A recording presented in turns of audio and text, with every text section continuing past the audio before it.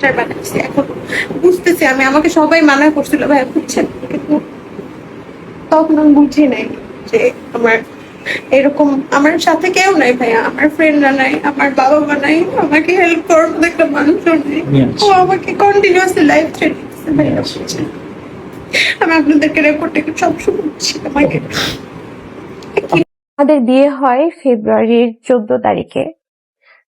ফেব্রুয়ারির 14 তারিখে ভাইয়া 4 দিনের মাথায় সে আমার গায়ে হাত তোলা শুরু করে। আমি আপনাদেরকে ছবিও দেখাতে পারবো। আমার সে ফোন টোন নিয়ে আমাকে মেরে সে সবকিছু রিমুভ করে দিয়েছে। এই কয়েকটা ছবি আমি অনেক কষ্ট করে আমার কাছে রেখেছি, আপনারা দেখেন।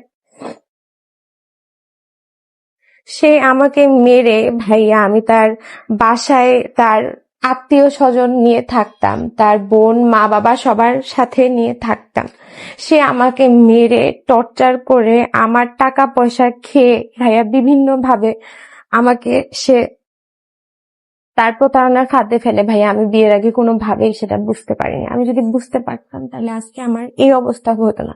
4টা মাস আমাকে অনেক মানুষ দেখেছে, পরিচিত মানুষ। আমি কিভাবে মার খেয়েছি ভাইয়া, আমি এখনো ওই দিনগুলো ভুলতে পারিনি। আমার গলার মধ্যে যেভাবে ভাইয়া প্রেস করে আমার সাদা ফেনা বের করে দিয়েছে, আমি 4টা মাস ভাইয়া মৃত্যুর মতো ফিল করেছি। আমাকে প্রতিদিন ভাইয়া সে মেরেছে, একটা দুইটা দিন না, প্রতিদিন সে আমাকে মৃত্যু যন্ত্রণা দিয়েছে।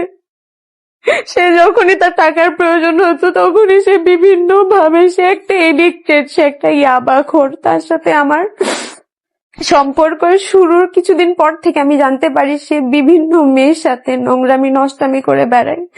তখন আমি তার সাথে সম্পর্ক শেষ করে দিই। সে আমাকে সৌদি আরবে, যে আমার কাছে ভিডিও আছে, আমাকে গিয়ে ওখানে ক্ষমা চাইছে যে আল্লাহর ঘরে আসলে তো আল্লাহও ক্ষমা করে দেয়, তুমি আমাকে ক্ষমা করে দাও। আমি তাকে বিভিন্ন মেয়ের সাথে ধরি যে সে আমার সম্পর্ক থাকা অবস্থায়ও তার বাসায় বিভিন্ন মেয়ে নিয়ে নেশা করতেছে, মেয়েদের সাথে ফিজিক্যালি ইনভলভ হচ্ছে। আমি এগুলা জানার পরে তার সাথে সম্পর্ক শেষ করে দিই, কারণ তার সাথে সম্পর্ক শুরুতে আমি আমার ফ্রেন্ড সার্কেল হারিয়েছি।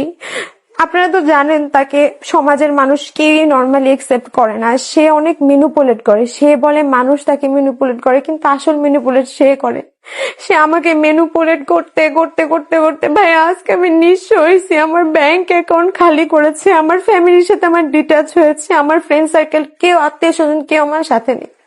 আমি না পেরে আপনাদের মিডিয়ার কাছে আসছি ভাই। আমার জানের কোনো সিকিউরিটি নেই, এখনো তার সাথে আমার ডিভোর্স হয়নি। সে প্রতিদিন আমার বাসার সামনে এসে ভাই অনেক সিন ক্রিয়েট করে, আশেপাশে মানুষদেরকে আপনারা জিজ্ঞাসা করেন। তারপর কালকে এসে আমার বান্ধবীর ফোন চুরি করে সে নিয়ে গেছে। আমি বাসায় ছিলাম, আমার খালাতো বোনের একটা ছোট বাচ্চা, ওরা দুজন বাসায় ছিল। আমার বাবা অসুস্থ, আমার মা গেছে আমার বাবাকে নিয়ে আসতে। তো ওইখানে সে এই সুযোগ পেয়ে আমাকে বাসায়, আমার কেউ ছিল না বাসায়, সে আমার বান্ধবী আমার বাসায় বেড়াতে আসছে। আমি ওকে নিয়ে একটু বাজারে গেছি, আমার বাবা মা বাসায় নেই, কারণ আমি তো সেফ ফিল করতেছি না ভাইয়া। আমি বাসায় আমার কাজিনকে নিয়ে আসছি, কারণ সে তো যে কোনো মুহূর্তে আমাকে মেরে ফেলতে পারে ভাইয়া। সে আমাকে অনেক লাইফ থ্রেট দিচ্ছে, অনেক বেশি লাইফ থ্রেট দিচ্ছে। আমার জানের কোনো সিকিউরিটি নেই। আমি তাকে ছাড়বো দেখে সে আমাকে বলতেছে তুই যদি আমাকে এখন ছাড়িস আমি এখন তোকে মেরে ফেলবো, কারণ সে তার টাকা পয়সা, সে তার যে এক্সপেকটেশন ছিল সে এটা ওই এক্সপেকটেশন অনুযায়ী অর্জন করতে পারেনি। সে আমাকে প্রতিনিয়ত মেরে ফেলার থ্রেট দিচ্ছে। তাকে যমুনাতে একটা দোকান করে দেওয়ার কথা ছিল,